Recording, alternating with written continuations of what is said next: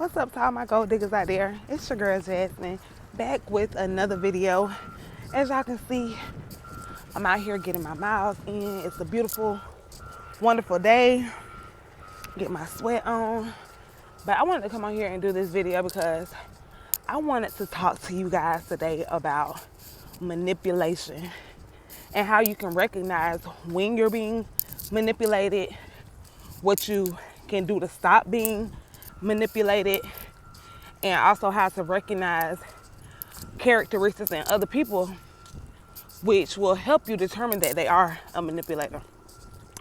So first and foremost, let's talk about what manipulation is, because a lot of times people don't know when they're being manipulated.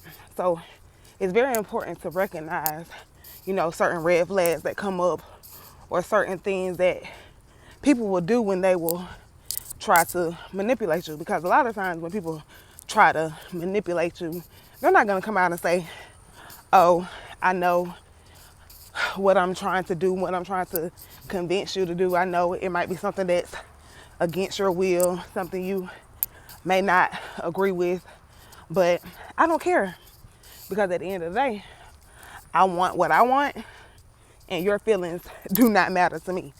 That's the way manipulators think. They know what they're doing now, but sometimes they'll try to gaslight you into thinking that, maybe there's something wrong with you. They'll try to make you second guess. They'll try to make you second guess your decisions, or, when you try to say no to something, they'll try to make you feel bad for doing what's best for you. At the end of the day, they have no considerations for your feelings. So why should you, have a consideration for their feelings? Even if it's something that inconveniences you. And one way to know that you're being manipulated is you can feel it in your spirit. Like, you're being manipulated when someone asks something of you and deep down you want to say no, or you feel it's not right, or you feel like you're being taken advantage of and you're scared to say no because you think that they might turn their back on you. You think that they might talk about you amongst other people, because that's a tactic that manipulators will use as well. Like, say they have a relationship with someone else outside of you. They'll come to you and they'll talk about that relationship that they have with that other person.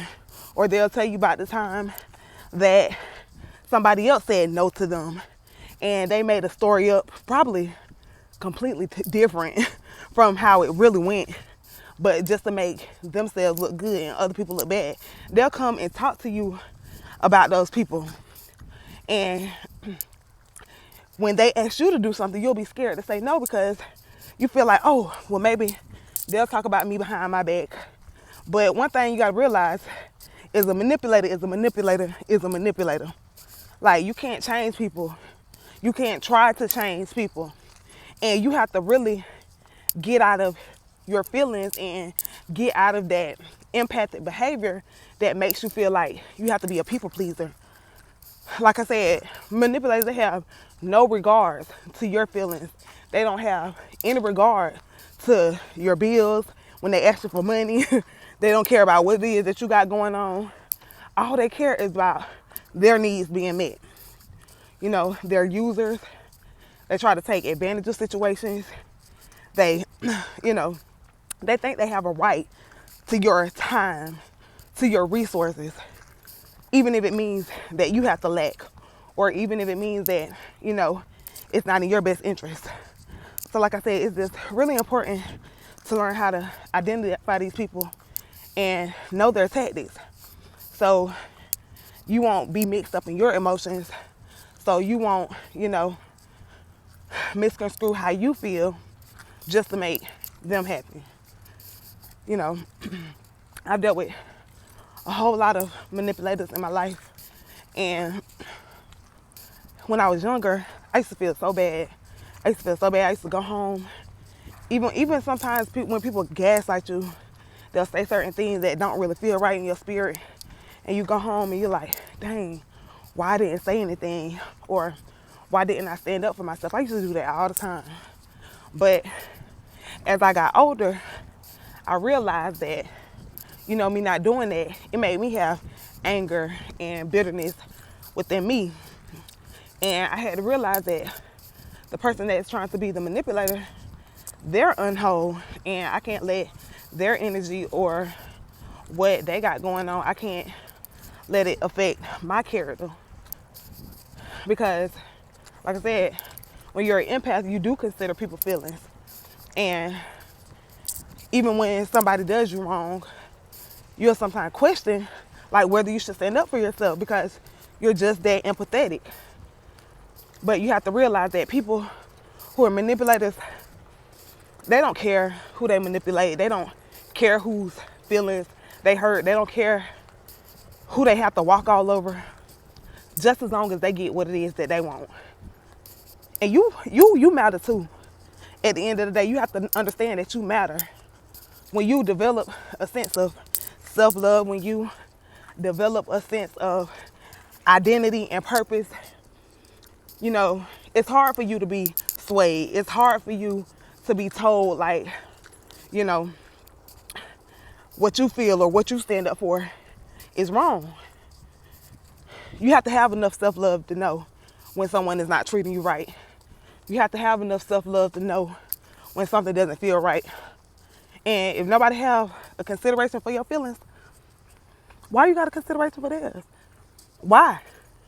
You don't have to be rude or nasty to anyone by all means. Like I said, do not let anybody get you out of your character. But you got to stand for something. At the end of the day, you got to stand for something, because guess what? If not, you will fall for anything. You'll fall for anything. You'll let people place or project their insecurities onto you. You'll let people call you something, and you'll identify with something that you're not. And you have to know who you are at the end of the day. You have to know who you are and believe in what you stand for. It's okay to help people, but when people try to use you and take advantage of you, nah, no. Like, I done been around manipulators. Like, I get them the shirts on my back. I get them things, and they won't even have the audacity to say thank you. Like, you know what I'm saying? Like, I stopped being that doormat. Stop being a doormat for people. Stop letting people walk all over you. Learn how to say no and mean it.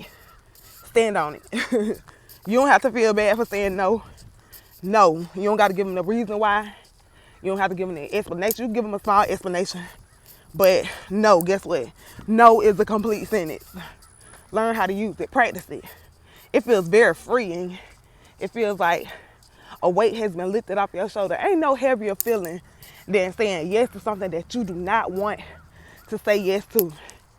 Because people ask to borrow money from you, won't give it back. They ain't never did nothing for you.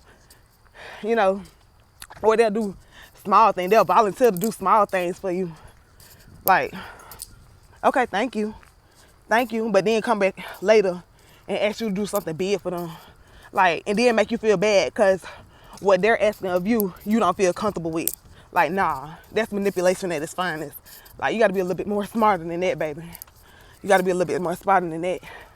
Like I said, it's okay to help people. It's okay to go out your way for people. But don't let people use you. Don't let people make you feel bad for standing up for yourself. You matter. Learn how to say no.